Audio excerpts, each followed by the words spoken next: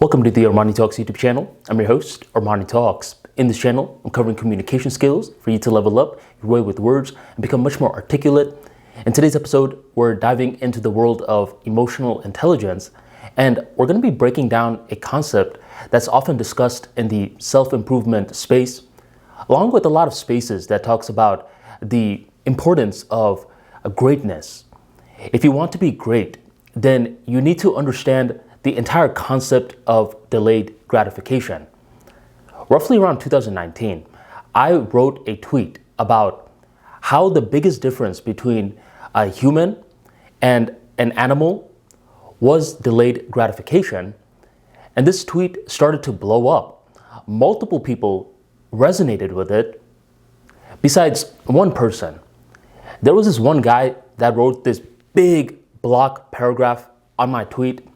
And he's like, doesn't this idiot tweeter understand that dogs often bury a certain bone in order to enjoy it later?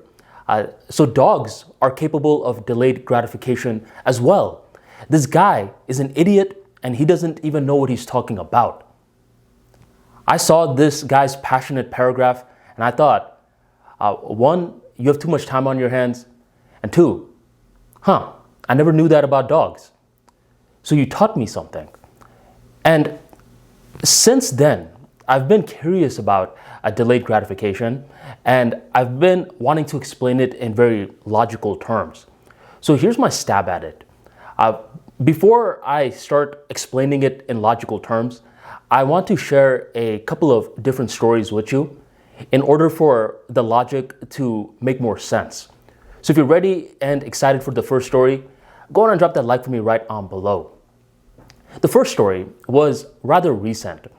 There's this hair care product that I would put in my hair in order to make it shiny.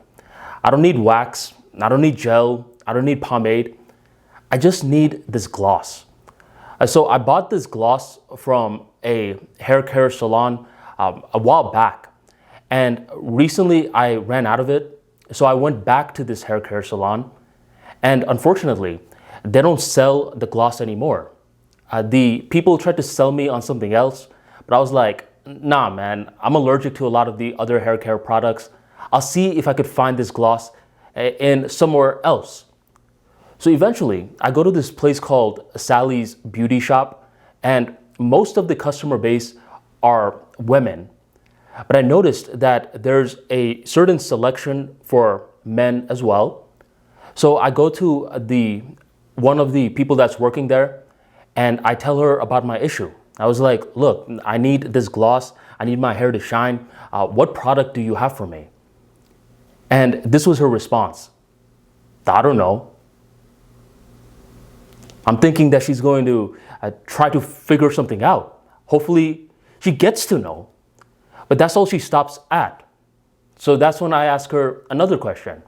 I'm like, well, what about this? Do you think this particular product will give a certain shine? I don't know. Okay, what about this? Does this at least hold onto the hair? I mean, does it give that nice shape? I don't know. And I'm looking at this lady and I'm getting pissed.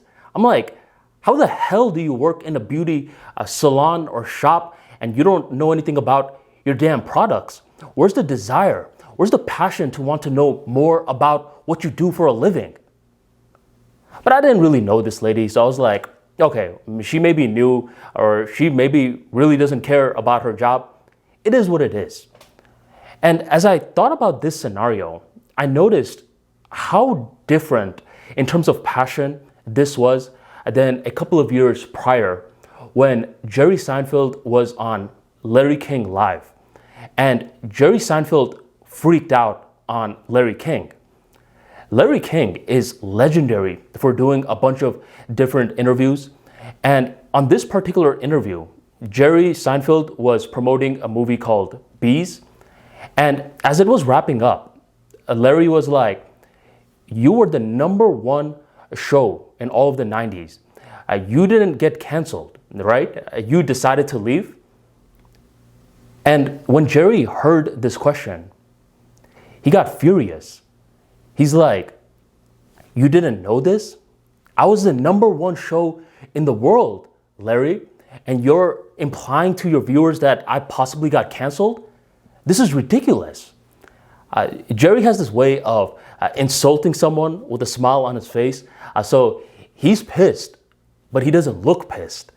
But after the interview was hosted live, multiple people began to view Jerry as this arrogant guy. They're like, well, look at this guy. It's so pompous, not a good guy. But when I saw him act like that towards his craft of comedy, I liked that. He had this level of passion that this woman in the beauty salon shop didn't have.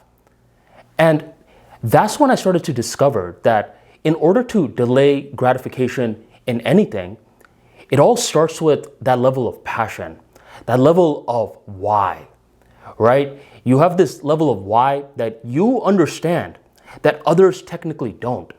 For a long time in Seinfeld's career, he was not a star.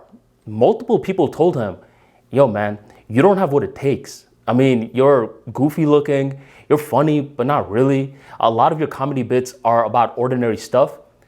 It took him years in order to build up his portfolio and do something with his life.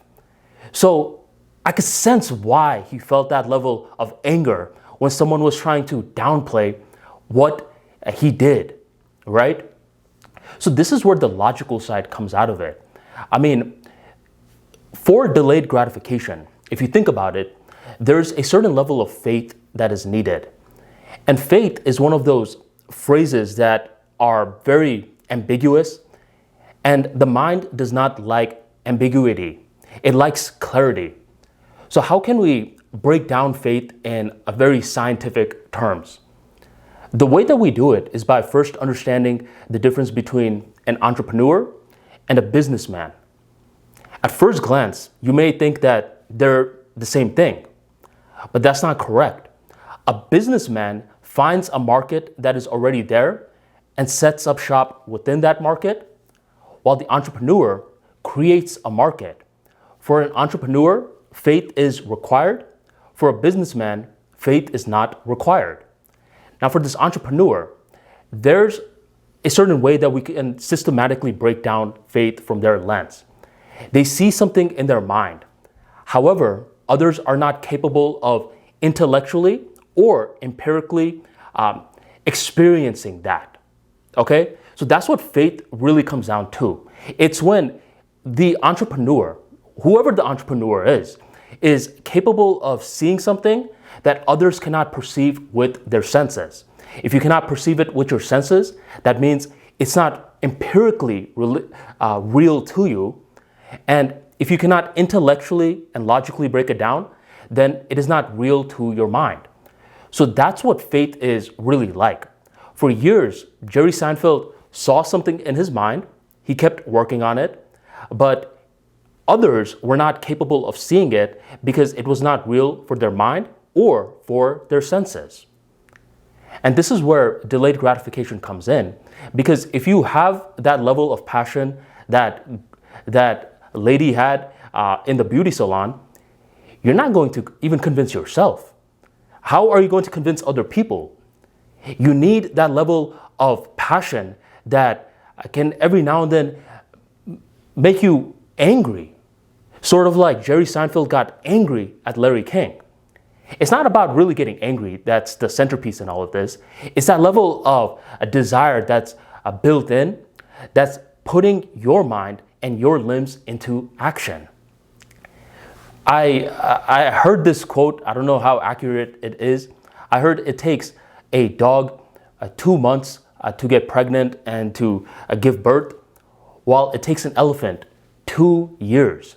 So the bigger the goal is, the longer that it's going to take. And the longer that it's going to take, you need that strong why. And the more that you cultivate that strong why, eventually you have that desire that allows you to be put into motion, even though your senses are not at the present moment seeing it. You understand intellectually that you are not a businessman who is operating in a pre-existing market. You're an entrepreneur. You are creating the market. And by logically proving these small steps to yourself, it becomes much easier to put in delayed gratification now, because you're like that elephant. You're going to need longer than a puppy. You're like Seinfeld. You have that desire, not like the lady that didn't quite understand the difference between pomade, gloss, and all of the other products. It's ultimately going to boil down to the passion. And this is when the subjective reality influences the objective reality. If you would like more practical insights like this on topics such as emotional intelligence, social skills, public speaking, and much more, feel free to join the ArmaniTalks free daily newsletter. In this newsletter, I share daily stories, insights, tricks, tips, and much more, breaking down a variety of different soft skills that you should learn so you can improve your street smarts. Check out the ArmaniTalks free daily newsletter in the link right on below in the description box, the pinned comment, or go on ArmaniTalks.com/newsletter and sign up today. Thank you very much for joining the ArmaniTalks YouTube channel, and I'll catch you next time.